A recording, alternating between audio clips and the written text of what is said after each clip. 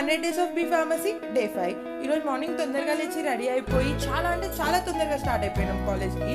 ఎంత తొందరగా అంటే మేము వెళ్ళేసరికి ఇంకా కాలేజ్ డోర్స్ కూడా ఓపెన్ చేయలేరు అంత తొందరగా. పక్కనే ఉన్న లైబ్రరీకి పోయి ఆడ ఎంట్రీ చేసి లోపలికి వెళ్ళి చదువుకుందాం అనుకోతే లైబ్రరీలో వ్యూవే అంత బాగుంది. అక్కడ కొంచెం సేపు నిల్చొని చదువుకుందామని బుక్స్ ఓపెన్ చేసాము. బ్రెయిన్ ఇస్ నాట్ బ్రెయినింగ్ అన్నట్టు ఏం ఎక్కలేదు. మళ్ళీ బుక్స్ లోపల పెట్టేసుకొని కాలేజ్కి వచ్చేసాము.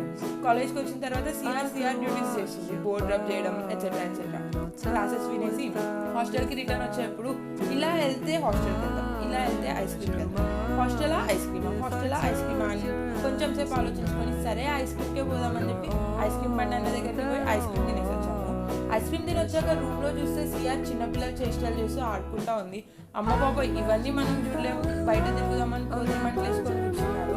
బాగుందని వీడియో తీసుకొని కంటెంట్ వచ్చేసిందని హ్యాపీగా లోపలికి వచ్చేసాను. That's all for today. See you tomorrow.